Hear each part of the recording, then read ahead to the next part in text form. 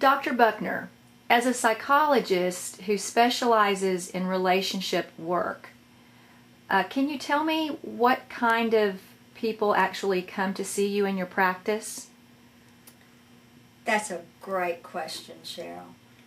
Interestingly enough, I think it's easy to think that someone who would come to see a psychologist must be a person with real problems. And of course, people who come to see me have issues that are very important to them. But interestingly enough, I suspect that they're the most highly functional people around. My clients are people that for the most part, the world sees them as successful, as people who have it together. I've even had so many of my couples with whom I work tell me that, their friends think that they're the happiest couple on the block, etc. So the people who come to me, Cheryl, basically are people who have high expectations in terms of wanting a good life. And they're smart enough to realize that when they have issues that they've not been able to resolve in ways that are mutually beneficial, that it makes a good,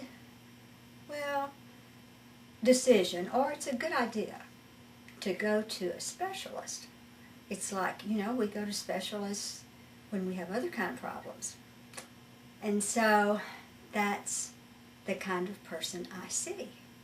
Someone who wants help with some aspect in their life that has to do with a relationship.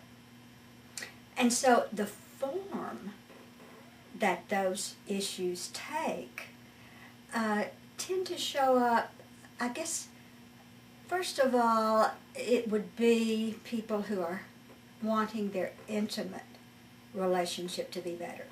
Dating or married, newlywed or silver anniversary.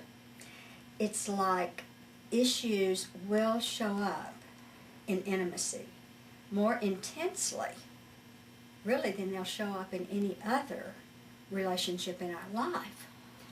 So it is absolutely predictable that problems will arise in intimate relationship. And we know a lot about that process, what really happens between intimates. The fact that truly we will be with someone who will tend to provoke our pain is part of the attraction factor. And of course we won't get into that here. But the problems then, as they appear, very often are not easily resolved between these two particular people. But with a little bit of learning, they can be resolved very, very well. So people in intimate relationships, and sometimes those relationships are not just between the partners, but sometimes between the partners and their children, or the in-laws, or friends. And in addition to those kinds of relationship issues, we also have people who are having difficulty in work.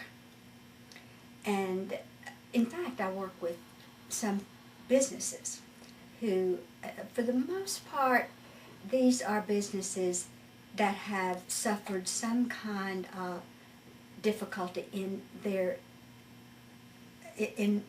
line of productivity. It's like they're beginning to not do so well so far as their success, I guess, could be measured.